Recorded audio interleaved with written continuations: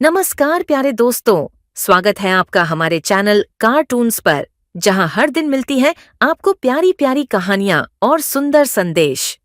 आज हम आपके लिए लेकर आए हैं एक बेहद प्यारी कहानी, अर्जुन और जादुई जलपरी, जो सिखाती है कि ईमानदारी का फल हमेशा मीठा होता है। अगर आपको ऐसी मजेदार और ज्ञान से भरी कहानियां पसंद है, तो अभी हमारे चैनल कार्टून्स को सब्सक्राइब करें, वीडियो को लाइक करें और अपने दोस्तों के साथ शेयर करना बिल्कुल न भूलें। तो चलिए बिना देरी के शुरू करते हैं आज की कहानी, अर्जुन और जादुई जलपरी। बहुत समय पहले की बात है, एक छोटे से गांव में अर्जुन नाम का एक गरीब लकड़हारा रहता था। अर्जुन हर दिन सुबह जल्दी उठकर जंगल जाता और लकड़ियां काटकर बाजार में बेचता था। उसका जीवन बहुत साधारण था, लेकिन वह खुश था। धीरज रखो प्रिय, मेहनत और ईमानदारी से हम किसी भी मुश्किल का सामना कर सकते हैं। एक दिन जब अर्जुन जंगल में लकड़ियां काट रहा था, अचानक उसका हाथ फिसला और उसकी कुल्हाड़ी नदी में गिर गई। नदी की धारा बहुत तेज थी और अर्जुन घबरा गया। अरे नहीं, मेरी कुल्हाड़ी! अब मैं क्या करूंगा?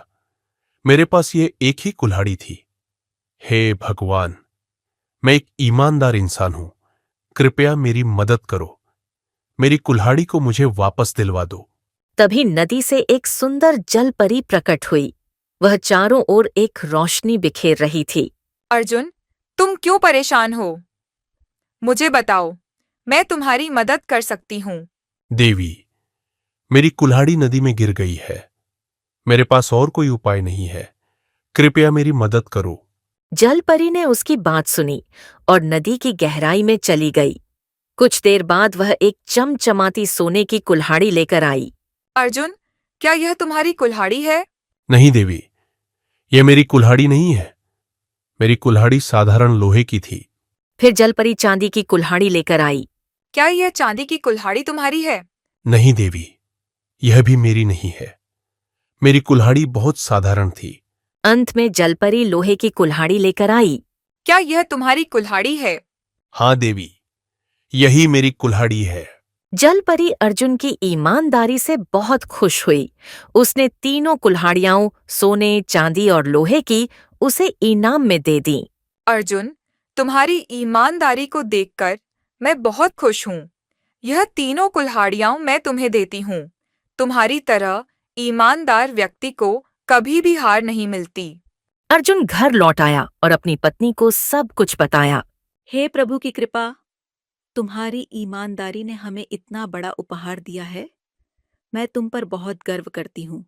अब हमें इस उपहार से गांव के लोगों की भी मदद करनी चाहिए। अर्जुन और उसकी पत्नी ने मिलकर संपत्ति का उपयोग गांव की भलाई में किया।